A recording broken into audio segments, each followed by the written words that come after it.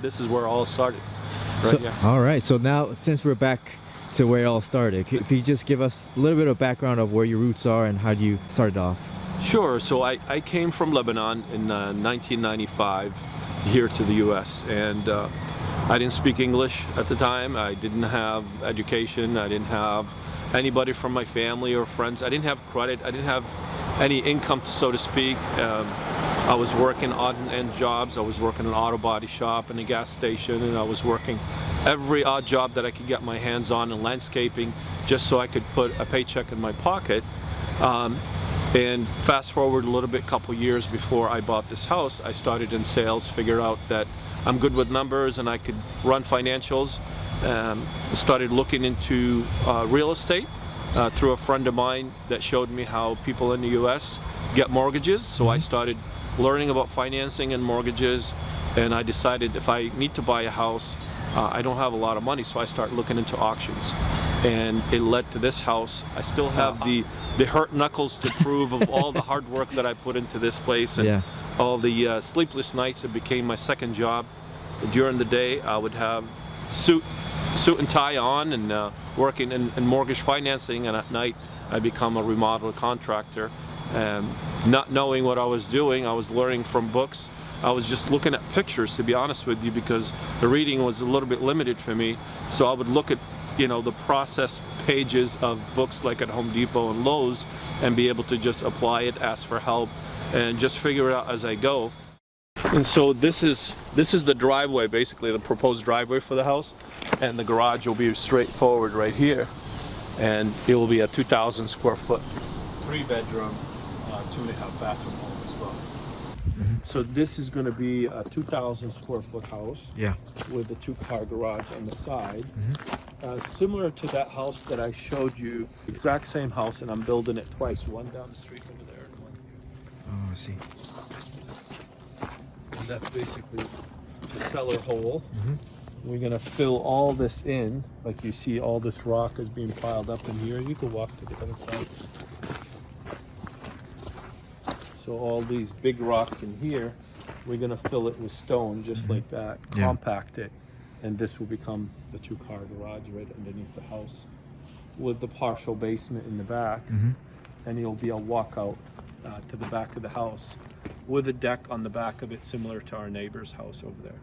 Right about, like right there, we'll cut a hole right through for the water there and for the sewer right here. Oh, I see. We'll just bring it directly. Yeah. They need to be about 10 feet apart. Oh, okay. So we have, at this point in here, we have brought in almost 200 tons of this type of gravel to be able to just level this area on the bottom. Charbel, what has been the greatest challenge as a real estate agent or someone who builds homes and provides homes for others? The biggest challenge is what you can't control, and that's consistently been labor, finding quality and qualified labor force to be able to do that. In 23, 24 years that I've been doing this, I see that pool of professional tradesmen getting less and less every single year. Yeah. Just a follow-up question on that. What is your thoughts on why these tradesmen and skilled workers are declining? Not a lot of people, let me rephrase, not a lot of younger generation people want to get into trade schools. They don't want to work with their moms and dads that are running a small business and want to learn from their elders or from school or go to a technical school to be able to just work hands-on. And that's creating a #1 shortage of people getting into the business.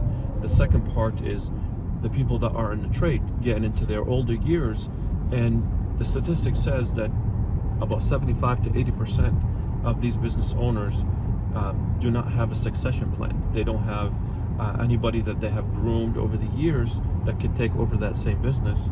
So when they're done to retire, they just close the business. They don't even sell it, don't have anybody that they're training that could take that over. And that's creating shortage on both ends. Not a lot of entry level technicians are coming into the business, and a lot of exit on the back end of that, and that's creating a major gap. I think it's the technology world of things where a lot of people want a desk job. They want to be able to work in a controlled environment, and I understand that it's not an easy field to be in, but it's definitely lucrative and it's satisfying. For someone who doesn't know anything about real estate, Yeah.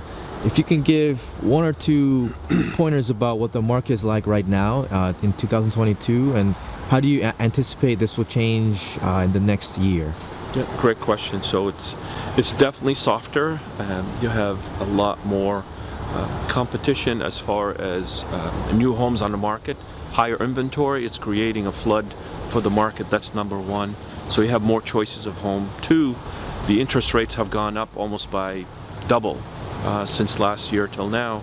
So that same house that you would have been able to buy, $550,000 house, for example, brand new home, now that same income that you have, your income didn't change that much, but the interest rate doubled.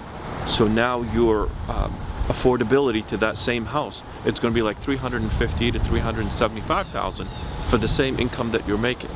So your money that you're making on a monthly basis is buying you less of a home than it would have bought you last year. So that's creating a whole different market where first-time buyers to the market are not able to afford the house they really want, so they're having to settle for something less. The issue with that is there's not a lot of brand new homes on the market that starts at $325,000 or $375,000. You can't build a house and be able to be profitable at that. You have to add the cost of the land, the cost of development, the overhead and profit for the developer, and then the cost to build. Materials gone up, labor has gone up. So all of these factors are working against the small developers or mid-sized developers to be able to be profitable and still provide a good product. My advice to anybody that wants to do this full-time is to be able to work with somebody to be able to give you the guidance as far as what do you bring to the table, gifts and talents. Working with me, I kind of will assess their talents and gifts and abilities ahead of time and try to recommend a position that fit their personality. If someone like me can do it, anybody can do it, really, without any major gifts or talent to speak of when I first started, and be able to figure my way out of the first renovation that we've done, to be able to look at that first house and say, forever I'll be grateful to that opportunity that gave me not just the ability to earn money, but the ability to learn, the ability to fail multiple times on so many levels and be able to learn from those failures to see this is not a failure in my eyes, they are stepping stones. And that's really it, to just be patient with yourself and be able to scale and learn, give yourself the ability and the permission to fail so you can succeed. Thank you for following me around today. I hope this was valuable to you, that added value to your life. I greatly appreciate your attention. And if you like what the channel is putting out there, please like and subscribe in here. And always share the videos of Work is Life with your friends and family. Thank you so much. God bless you and have a great one. We'll see you on the next one.